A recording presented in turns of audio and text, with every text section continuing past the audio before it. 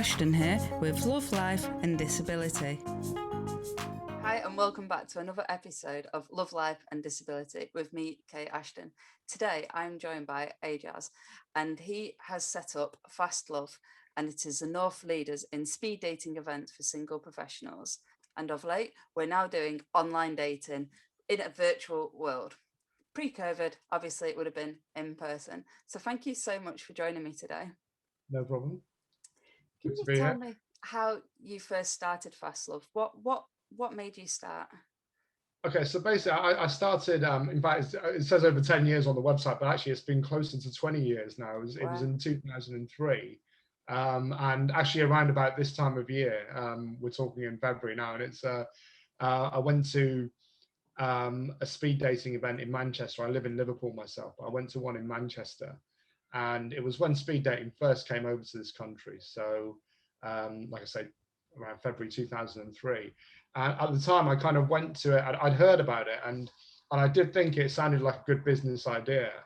And so I went to it. You know, I was single at the time, and I went to it from that point of view, but also from the point of view of thinking, oh, well, this sounds like an interesting business idea. And then I did it. I had a really good time.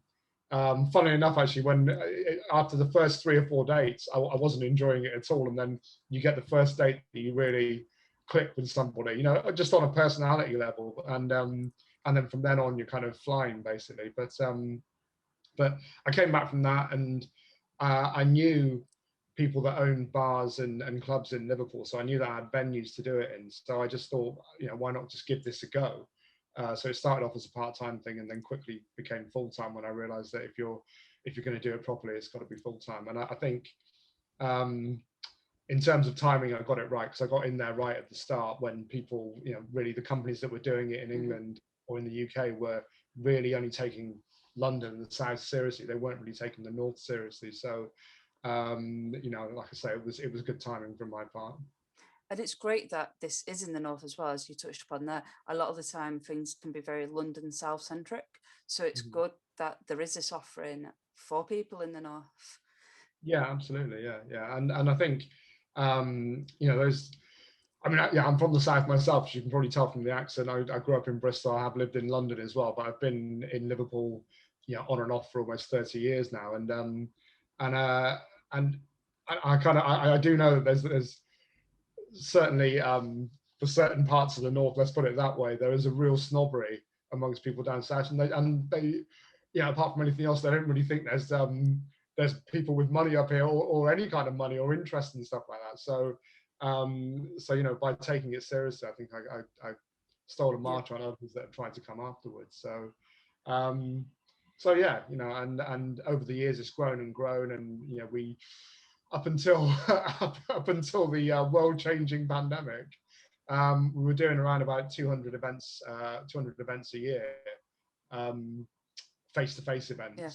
How has COVID impacted you at the moment? Because now you are all online. In terms of income, like a lot of people in hospitality, it's you know, it's a poor substitute for what we were doing before. So I would say that we're, you know, income-wise, we're down about 80% at least as a result of this. But the virtual speed dating has taken off to a certain extent, and I think it's one of those things that you know, if the pandemic hadn't happened, I'd started the virtual speed dating as a kind of addition to what I was doing before. Then I would say, well, it's gone really, really well. You know, the first year has gone very well, because we've done a lot of events. I mean, you know, I wish I'd done a count before I came on this, actually, but it's definitely well over 100 events that we've done now. Probably moving towards 200. So in that sense, it's done well. But you know, it's like I say, in terms of it's something that's like kept the company ticking over, but not really. You know, it's not a replacement for face-to-face speed dating. Will it be an offering that you will make, obviously, once venues do reopen and we can start meeting people in person? Will you still make this offering available online and doing virtual? Is that a new way forward? Yeah, definitely, because I do think actually that this you know, in the future, and funny enough, I think when face-to-face speed dating comes back, this could well be the future of speed dating, because I think at the moment what most people are doing is comparing virtual speed dating to face-to-face speed dating, and for most people it falls short in that way. But I think if you compare, once face-to-face speed dating is back, people will instead compare it to other online dating platforms like Tinder, Bumble, or other dating, online dating sites. And I think it's way better than that, because you get to talk to real people in real time, so I do think that there is a future in it, and we will definitely be carrying on with it, because I think that there are a certain percentage of people as well that actually prefer the idea of being able to do this from home, rather than having to travel to a venue and all the costs involved and all the time costs involved as well.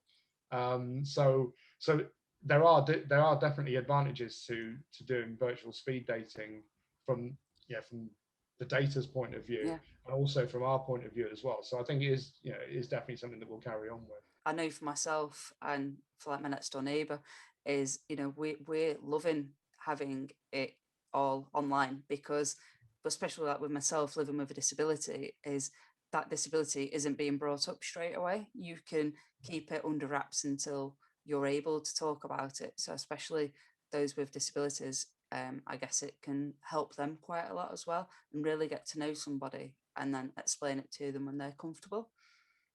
Yeah, absolutely, and I think it means that kind of you can be, you can actually have a conversation, but you can also be, be taken for what you are, rather than kind of for your disability being the primary thing that people notice. So from that point of view, I can see that it has its advantages, definitely.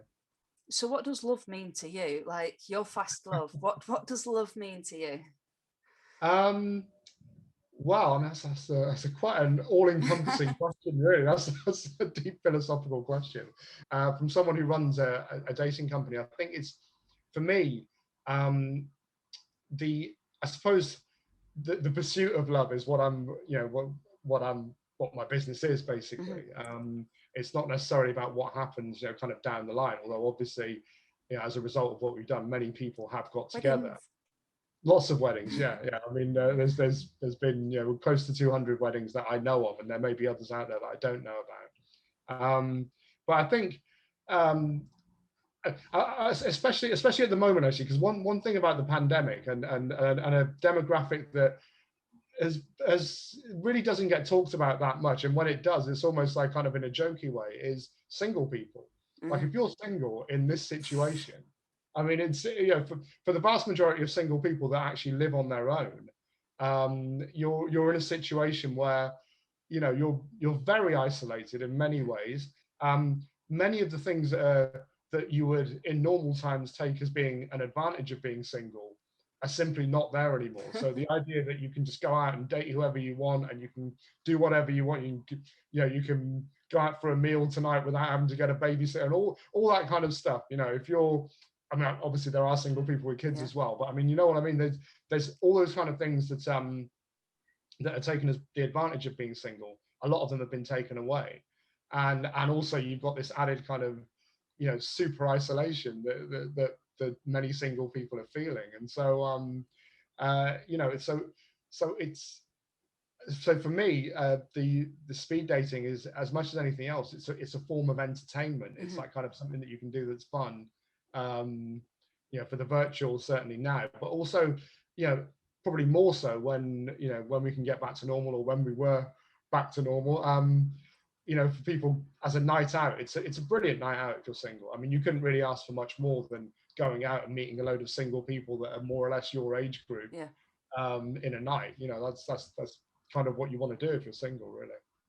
It's like I've done both in person now and online, and I've done in person probably twice before. I went with one of my colleagues at work. I guess it's like the next day, it's like we're waiting to find out if you've got your results. It's like anticipation. It's like, oh, I forgot a match, and then it's like, ah.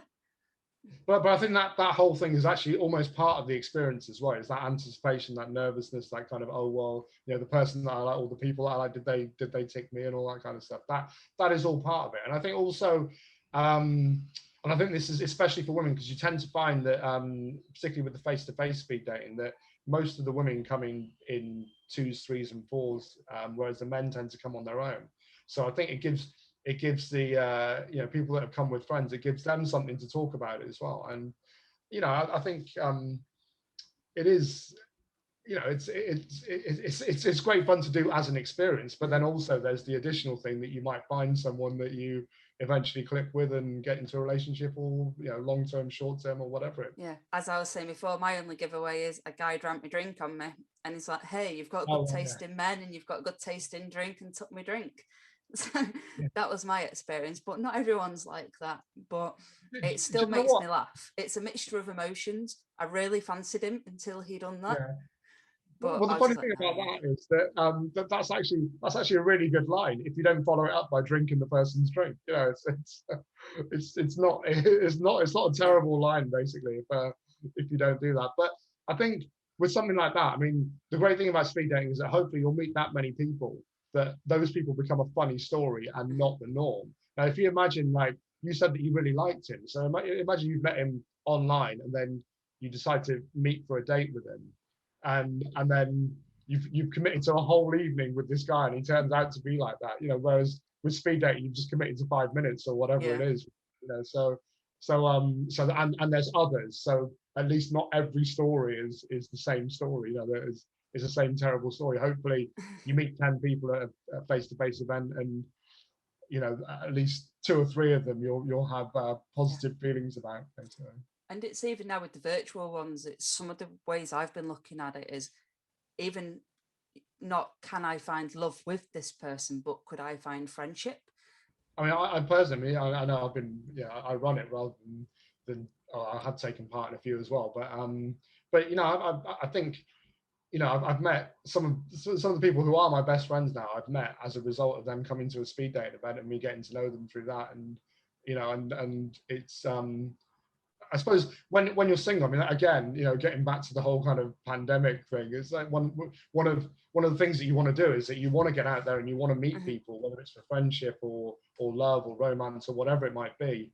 You kind of want to meet people, basically. You want to meet new people. Yeah. And again, something that's been taken away from us a little bit here, but with the virtual speed dating, I suppose, and with the virtual world generally, you can still meet people and have conversations with them. It's like another human. It's like definitely companionship at the moment. And if people can really get to know each other on this level, and I guess another thing is, I was speaking to my mum about this, I'm a really slow burner in a relationship. I'm not the type that will meet you on a night out, get drunk, then sleep with you, and then become your girlfriend, or within 5 dates. Like the 5-date rule, what the hell is that? This rule that guys make up, and that's not me. And that's why a lot of the time dating will end up fizzling out, because I really like to get to know somebody. Yeah.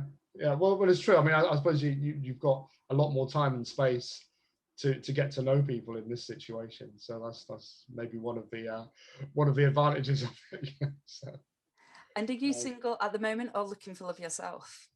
I'm single at the moment. I went into the I suppose I think my last relationship broke up a couple of years ago, and I went into the pandemic, I suppose, on the wheel of being, the single, not single, single, not single. I was single, and I suppose it's funny actually. It's not maybe everyone in the pandemic kind of looks at other people's situations and think, well, actually, I wish I was in that situation. But you kind of feel like it probably wasn't the best time to be single. But then again, I mean, if you look at people maybe that aren't in a particularly good relationship and now are stuck with it, because of the pandemic, maybe they'd be thinking, well, I wish I was single. So you never know what's going on in other people's heads. It's definitely in the middle, isn't it? Yeah, absolutely. I mean, I kind of I kind of took the decision, but I kind of took the decision to, I suppose, to change my mindset kind of maybe about 3-4 months into I think when the second lockdown happened, so maybe about 6 months into it, I kind of thought, okay, these lockdowns are going to be happening for the long to medium term. So I just thought, right, okay, I'm just going to write this year off as romantically and just kind of just concentrate maybe on other things in my life, basically. I've pretty much done the exact same. I'm also doing IVF, so I applied to do IVF, and they always said if I got to 30 and I was still single, probably still going to be single. probably another year, because I think this isn't going anywhere probably anytime soon. Yeah, I mean, I think I suppose we, we're in a situation where actually where we are now, we're going to get an announcement tomorrow about the kind of the roadmap, as they call it, to easing lockdown. I mean, I'm kind of hoping that you hear contradictory reports. I mean, all the reports today are that by the summer we could be looking at pretty much most things being open. But hope so. Maybe when people look back when people are looking at this podcast, like kind of in the future or listening to it, they'll be like, oh, that guy was a bit of an idiot thinking that we'd be out of this by the summer. It could be maybe it's summer 2022 or 23, who knows. But we've not said what year though, right? Well, yeah, that's true. Yeah, exactly. Yeah. Just a repeat of last year. Eat out to help out. It's all our fault. Then we're back in lockdown. Yeah, absolutely. There is a bit of a the old okey cokey with the lockdown, but I don't know. I mean, I think I'm kind of optimistic that certainly this year. I mean, that doesn't even sound particularly optimistic. We're in February at the moment, and I'm saying that kind of by the end of this year we will be back to something approaching normal. But I think it'll be before then. I do think it'll be by the time we get to the summer, and then hopefully the vaccinations work, or if not, then another approach is taken to the whole thing. So. Yeah, I mean, I am in hope for some normality. So I'm a person to person kind of person, so I am missing that whole being around people. I live on my own, so I'm a single person living on my own in the massive of a pandemic, not really be able to see anybody other than your neighbour in your front garden, and it's difficult. And I guess that's the other problem as well, is a lot of us now have also formed our own bubbles. So my parents are my bubble. So if I do want to date and they live on their own, if they've already done a bubble, you can't meet unless you say, actually, no, we're going to sack our bubbles off, both isolate for 2 weeks. And there's a trust element that you've both not gone out, you've not done anything for 2 weeks to then see each other. And then for it to be an awful time and maybe not fantastic, hopefully it's fantastic. It's at what point do you do that? And I know that's where other people have also struggled in the dating world, is they're really enjoying spending time with the family as the bubble, but they don't want to not see the family to maybe date someone that it could or may not work out with.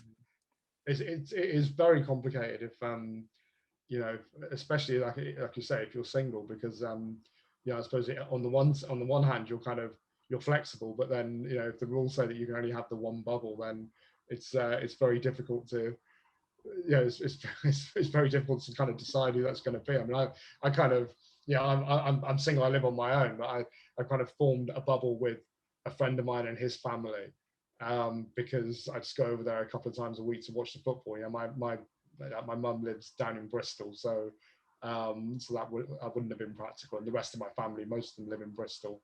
So I do that, and it gives me a couple of nights a week when I can go out and socialize in very inverted commas, because you're just sat in someone's living room, but it's certainly better than nothing. But it is a dilemma for a lot of people. No, I'm so thankful for the bubbles. But you mentioned that you did move from Bristol. Why did you pick Liverpool? Well, I went to university in Liverpool, so back in a long time ago, I went to university in Liverpool, and then after university, I stayed in Liverpool for a bit, and then I lived abroad. I lived in Spain and Canada for a little bit, and then lived in London for a couple of years, and then came back up to Liverpool around about 2000 that I came back up here, and then a couple of years later started the speed dating. Amazing. And next week, I'm on the good old Liverpool speed dating session on Tuesday. You are on Tuesday, so very much looking forward to it. Yeah, absolutely.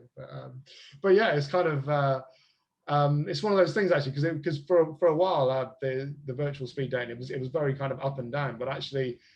So the general pattern with speed dating, before the pandemic, was that the busiest months of the year were January, February, and March, because you've got people coming out of the new year thinking, I want to try something new, I'm going to try and change different aspects of my life, of which their love life is one. And then you've got the lead up to Valentine's Day and the kind of the follow up after Valentine's Day, and that's always been our busiest week. And in fact, the same thing has happened with the with the virtual. I wasn't sure whether it was going to. So again, smaller scale than previous years, but still, busier now than it has been since I started doing it. So I'm very, very much looking forward to it, because I might meet the one and then you can come to the wedding. well, Or at least if it's not me, maybe Jen. I don't know. I mean, in current circumstances, I'd have to be one of your top 15 people to get to that wedding. But yeah, who knows? Who knows how things will go in the future? Is what I was going to say, as well as what I found is with the online dating, or speed dating, is people are joining all over the UK. Like one of the last ones I went on for Manchester, there was a gentleman from London because he was interested to move to Manchester. So he had joined from London.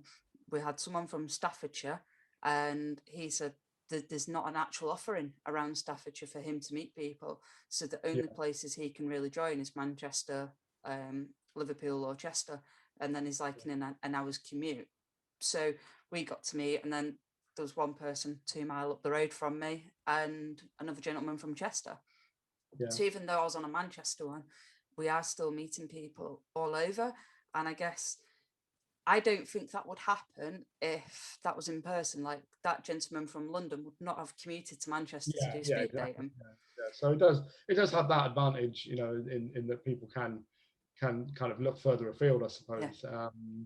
So as long as like kind of there's a good proportion of people that are from the area. But I mean, I suppose that the guy from London that you're talking about, I mean, if he was moving up to Manchester, then I suppose he is basically someone who pretty much lives in Manchester or will be soon. So in a way, it's a good way of it's not something that I thought of as an advantage of this, but it's a good way of getting to know people before you move into a new area, because that's one of the hard things to do when you do move there. So one of the ones I messed up on, well, I blame COVID, is I joined the Chester one. That was the first one I went to, and I liked a lad there, but he lived in Wales, and obviously with lockdown we can't meet because Wales was on lockdown, England's on lockdown. So then it's kind of like we're both under completely different rules on what's appropriate and what's not right now. And I didn't actually give him my details, but I did reach out to him a bit later on after I sat on it for a bit. I thought, is there a point me messaging him because he lives in Wales? I thought, well, do you know what? I've got nothing to lose. He said he liked me. I did like him, but it was just the Wales that put me off. And we spoke for about a month, but then it was the whole, we live. With those, I mean, those challenges can be there anyway, because I mean, you could have, I mean, I would say particularly with Chester, funnily enough, is one of the areas where this happens a lot, where you get people coming from quite a way away, because you'll get people from North Wales coming, because it's because there isn't really anything going on in North Wales in terms of speed dating and so on, or not that I know of. We don't do it there, but so you'll get people coming from 50 or more miles away. Generally speaking, I think you will get people traveling maybe up to an hour for a face-to-face event, not generally more than that, but so I suppose it depends on what your attitude is. I mean, lockdown does complicate it a little bit more, but I mean, I kind of think for myself personally, I kind of, I've actually been out with people from Leeds who are, that's over an hour away, but generally I kind of think, well, if they're within an hour, I think that's fair enough, because you can, if someone's an hour away, then you can spontaneously go over and see them if you need to, but obviously with the pandemic, it's complicated. But I suppose you've got to think, you've got to use, for me, I would say you've got to use the pandemic as a time to kind of get to know those people, and then do the commute. not assume that these conditions are going to exist forever, because if they are, then basically we're just going to be single forever. So that's that, so what's the point anyway? So it's like back to literally all my ex-boyfriends have always been Welsh or from Wales. So that's why I thought Chester for my first one, because I loved the Welsh accent. That is my go-to. And so I thought, I might meet someone who's Wales, but then I didn't actually process, yes, he could live in Wales and you can't actually see him. So I was kind of just where my next door neighbour, she was able to social distance walk because hers lived in Chester.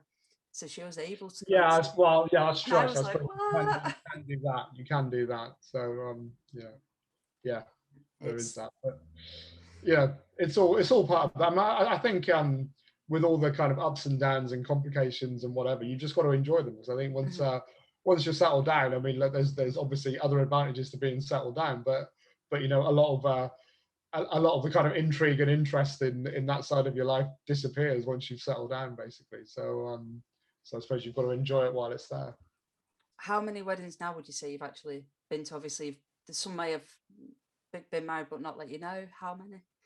Well, I mean, in terms of how many weddings that have happened that I know of, I mean, it's getting on for about 200 that we've had in the It's incredible. 17 odd years that I've been doing it.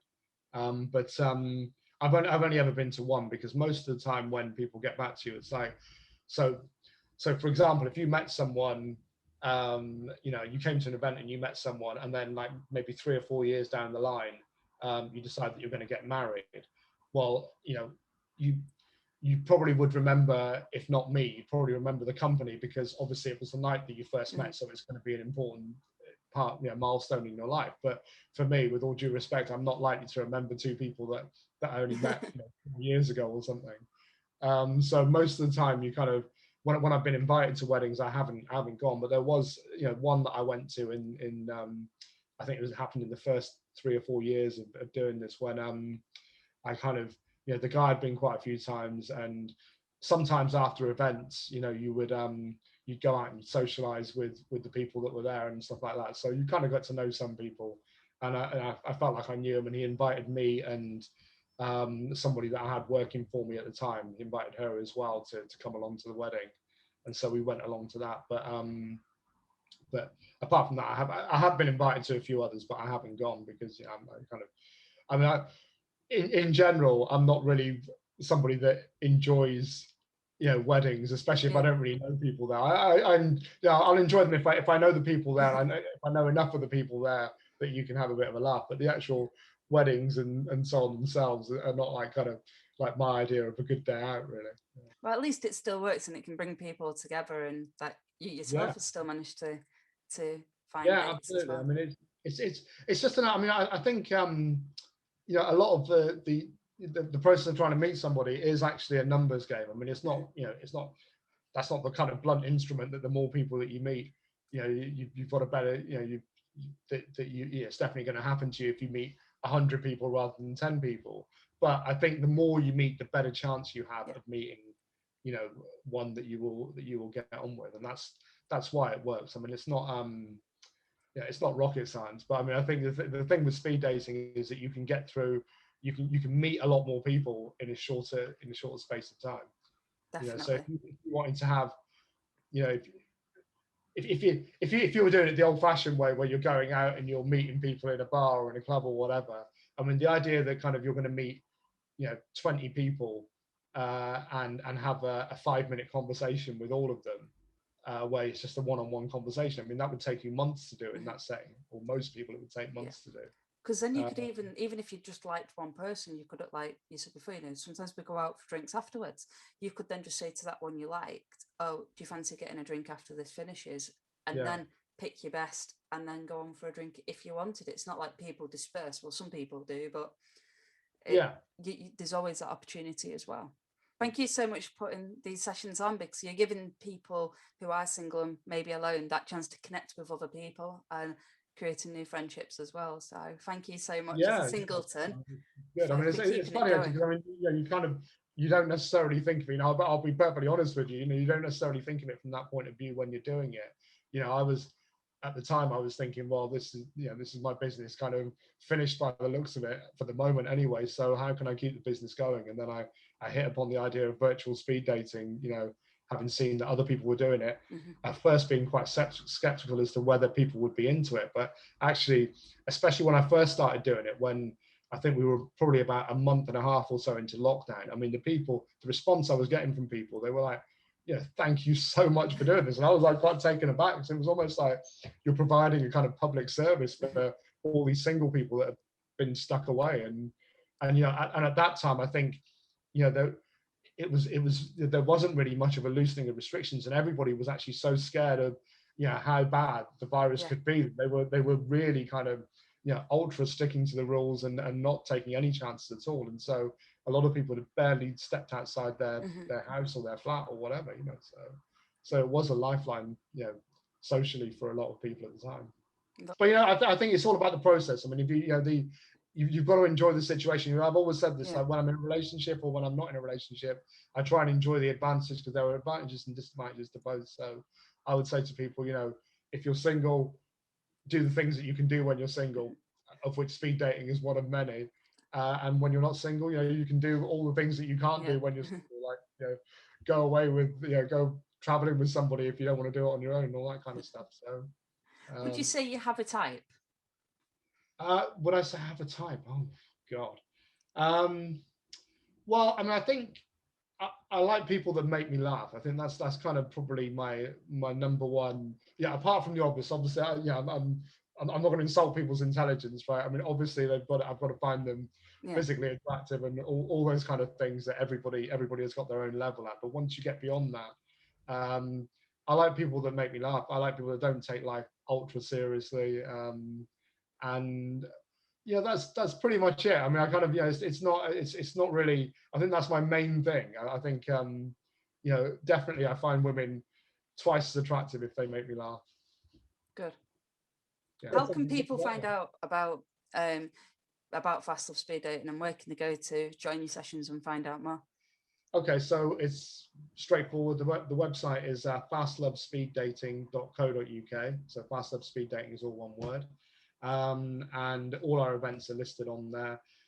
Pretty much, if you're in the areas, the main areas that we cover, which are Manchester, Leeds, Liverpool, and surrounding areas from there, if you put speed dating Manchester, speed dating Chester, speed dating Leeds in, you'll see Fastlove Speed Dating come up somewhere, either at the top or near the top, and so you'll find us. But yeah, everything's on the website. Thank you so much. It's been an absolute pleasure to talk to you today. Yeah, I loved it. Thanks very much.